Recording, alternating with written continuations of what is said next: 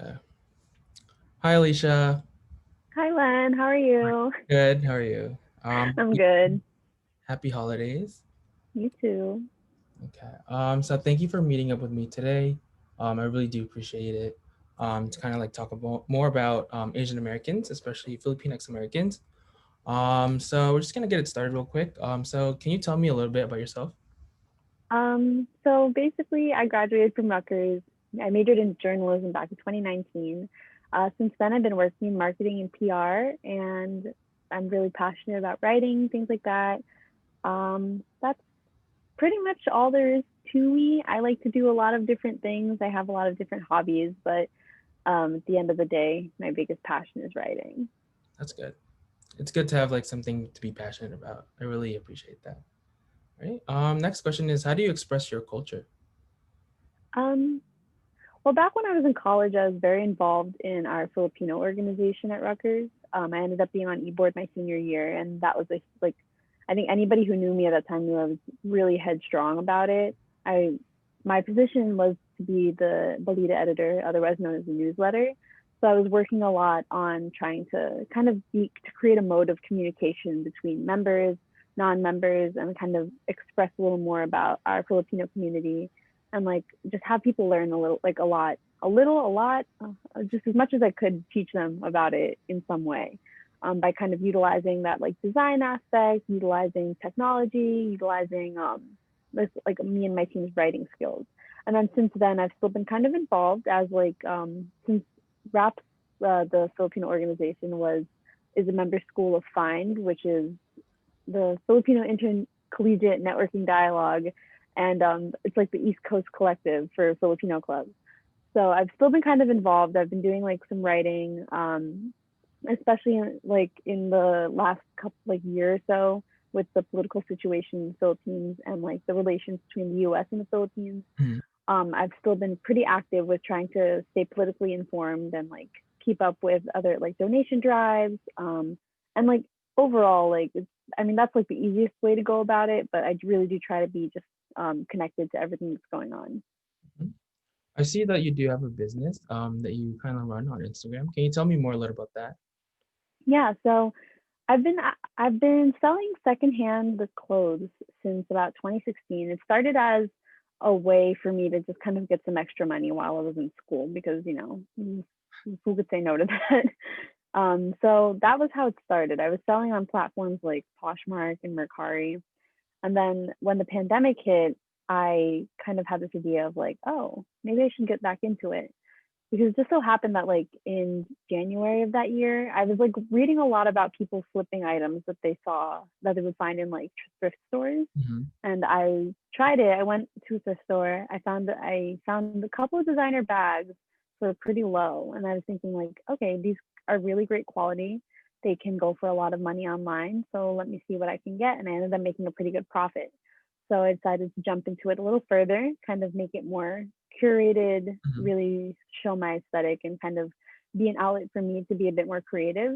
So when the pandemic hit and like our jobs were all furloughed, I had all this extra time on my hands, but I still would have liked the extra money. So what better way than to kind of source all these items and turn it into a brand? So that's how Huna Huna was born, which is Cebuano, a Filipino dialect for mind, thoughts, concepts. It's one of those words that has a multitude of meanings, but overall, I thought it encompassed the kind of woman that I was selling for. Um, Thoughtful. I think like if I let me get my is it okay if I get like the mission statement up really quick? Yeah, go ahead. Okay.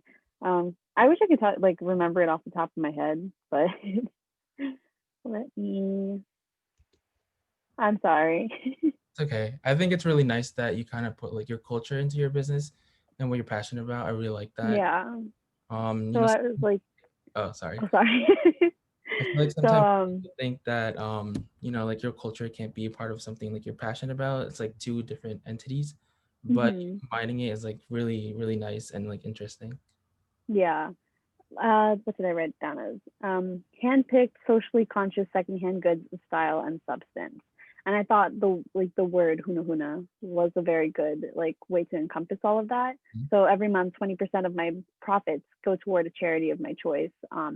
Back when the logo even was very much like inspired by the Philippines. I Mhm. made it the sampaguita flower. It's this pretty little white flower. It's the national flower of the Philippines, and I wanted it to kind of be the logo essentially, and be like the little symbol of who we were. Mhm. So I've been kind of steadily growing. Some of the months have been kind of slow since, but overall, it's been a lot of fun. I've been going to thrift stores. I've been kind of picking out what I think people would like. And it's like, it's very much trial and error because I can never really know for sure what people are going to buy. And sometimes there might be an item that I'll spend too much money on and then I end up losing out. But a lot of my, like the rest of my mission statement even was like, when it came to culture, it was, I wanted to be like a small business that people would be proud of supporting.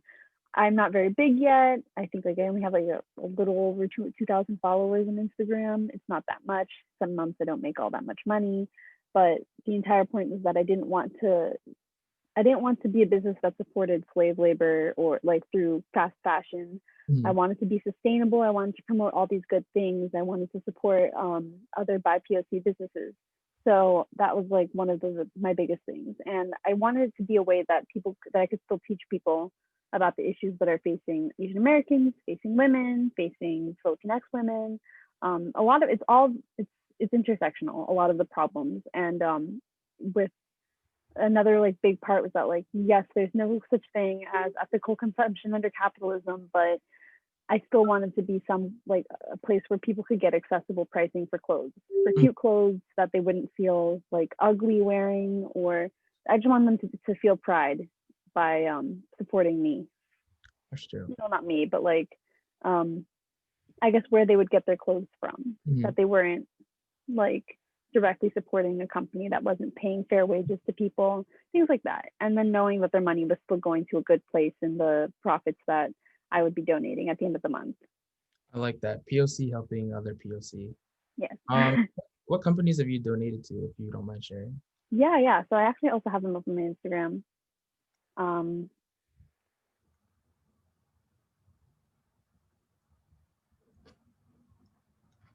so the first month, I think I officially launched the collection in May. Mhm. So it was about the time I wasn't originally planning on doing that before. But then the timing of it was that like I maybe account in April, and then I just kind of let it sit for a while, just like to rack up some followers and kind Mhm. of like figure out where I wanted to go with it. And then when after like the killing of George Floyd made the news, um, Black lives have always mattered, but it kind of came to a point where me like I'm gonna make this money. How can I help? So I ended up donating the money to Movement for Black Lives, which would be funneling the funds through different BLM organizations Mhm. throughout the country. Especially because everyone was doing the Minnesota Bail Fund at the time, but they ended up exceeding their goal by a lot. So I wanted to support other, like, to send the money directly where it could be distributed across the country as well. I didn't, in hindsight, it wasn't really that much money. I mean, 20%. And then I also I don't make that much, but it was only about $25. But I was thinking like, okay, you know what, $25 is better than nothing. Mhm. And it's not like that was the only thing I ever donated personally, but it felt good that the business that I was running could still go somewhere. So for June, it was Pride Month, and then I ended up supporting the LGBT Center of New York City. Ooh. So how much is this donation was $30. So I was like, yes, we're like steadily going up. And like I just thought it was very fitting to have that just, it's Pride Month. Mhm. Where else, like what better way to support something than support like an organization that was relatively local and providing a safe space in Manhattan for the LGBT youth. Mhm. So for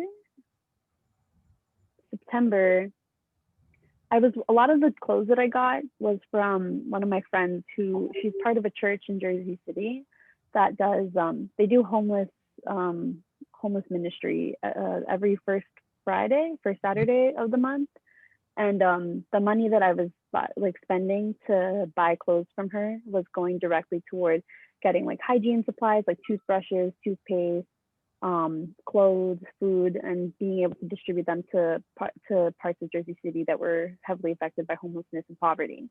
So she asked me if maybe I would consider some of my profits going toward the businesses too. Because in September ended up being a really great month to be donating because that was my best sales month. Mhm. And how much was that?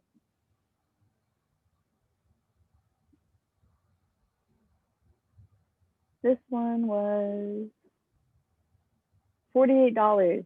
So it just kind of steadily went up. I didn't make a lot of money in October, so I didn't really have a lot to donate anyway. And then, but this month I've been trying to do more for typhoon relief, Mhm. working directly with organizations like Kabata and Alliance so that we can get the money in. So at the end of the month, which is only in a few days, I'm going to calculate what the 20% was on that and send it directly to one of my friends in the Philippines who's been doing a lot of relief work there. It's really good. I think, like a little goes a long way. Mm-hmm. So every donation counts.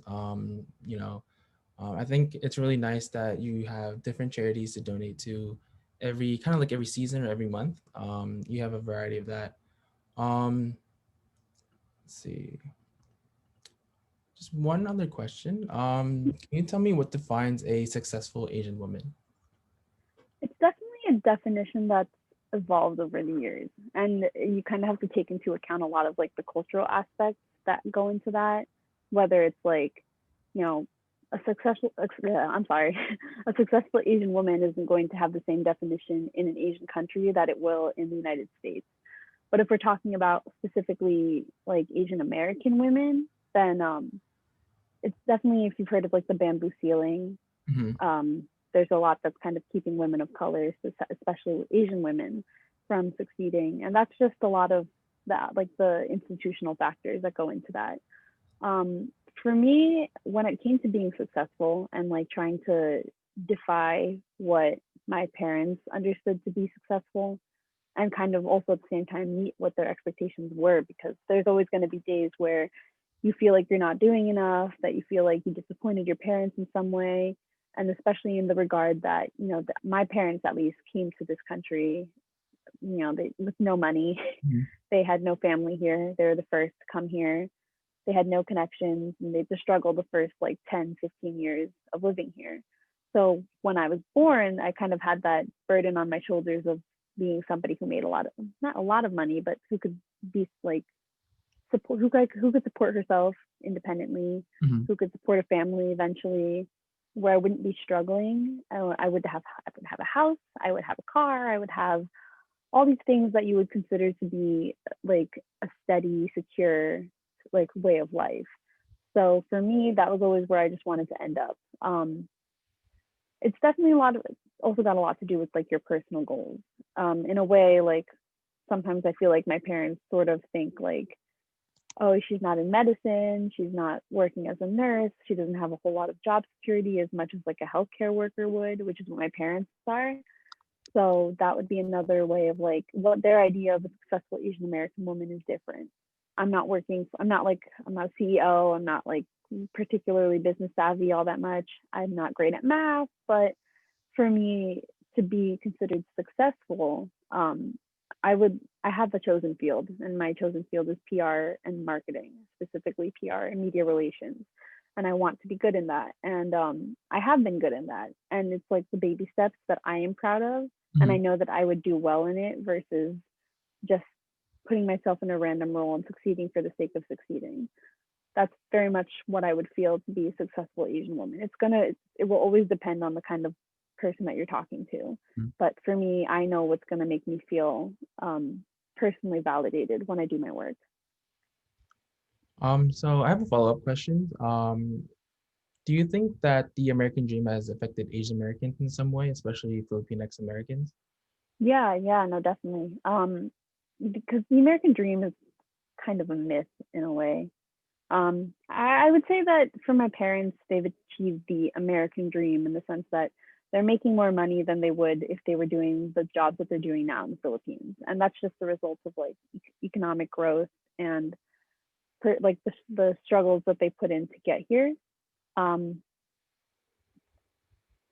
in terms of like the American dream itself, I think that when for any immigrant population and any community of color, there is that whole dream that you're going to end up with a lot of money eventually. Hmm. But it's I think the sad part about what people think the American dream is that it's why should we have to be working this hard for something that we deserved in the first place? And what I mean by that is, it's like, shouldn't your a home be a human right? Shouldn't food on the table be a human right?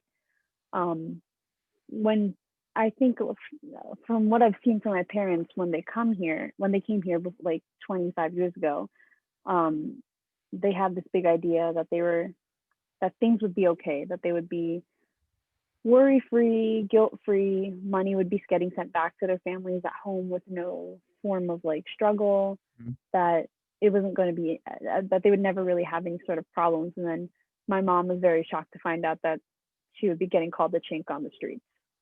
So I think like you kind of live with that for a while. I'm thinking like it's become bitter for me to think about the idea of the American dream. And because it applies, like there's an American dream for like every sort of aspect of life, whether it's your career, whether it's the place you live, whether it's where you choose to go to school, or even if you even get the opportunity to go to school. So for me, the American dream it's not real to me anymore. I think like I've become a little sour about it, but now it's just I'm doing what I need to do to survive, and that's what the American dream is. And it's kind of sucks because like, well, I'm doing what I need to do to survive, but we're not getting the assistance, the proper assistance for that. So it's definitely something to think about. I know one of the papers that I wrote back in college was about mental health for Asian Americans, and there seems to be a lot of that big like feeling of being of burden, of generational burden that we bear on our shoulders when we try to think when we make our career choices, when we make our school choices of how is it going to affect how my family and our mother country sees me and sees our family, and it's like was immigrating worth it essentially. So that's definitely a way that it's affected us. Thank you. Okay. So one last question is, what advice would you give other Asian Americans or Filipinx Americans? It's kind of hard for me to really say what would be my advice because I always feel like I'm still growing too. I'm still pretty young. I'm only a year out of school.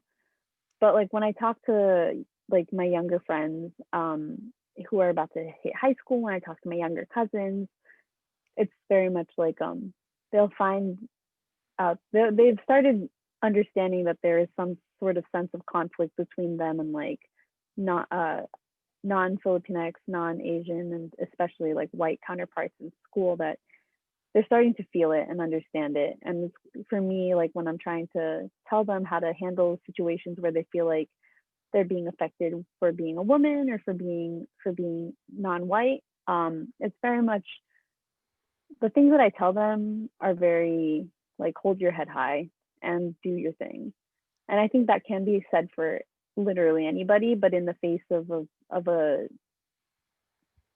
in the face of a country that kind of hates you, it's kind of like you again like do what you need to do to survive Mhm. and but like stand your ground. That's always been my like the thing that I always did. I don't like taking BS from people. So if I see an injustice, I have to say something. So that's always my advice. Just don't be afraid to speak up. Mhm. Don't let anything fall back because in in the long run, I think it will be better for you to have that spine. I think that's a really good advice. Like as like young Asian Americans, our voice has a lot of power. Um, Mhm. and then I feel like we have to learn to kind of like use it to make change. If we want Mhm. change to happen, then we have to do our part. I Exactly. think at some point, like it is a little bit scary to like cross that line, but after you cross that line, it's just like I can do anything. Yeah, Change the world, even if it's like like small steps. Like again, smallest things make the big impact. So yeah. Um, definitely. that's it for this interview. I really do appreciate all your answers to my questions. It was very insightful. Thank you. Thank you for having me. And would you mind saying your business again so I can give you a shout out? Yeah, it's called Huna Huna. My Instagram at is shop Huna Huna. It's about the same on every platform too. So yeah, that's me. Thank you, Alicia. Thank you, Len.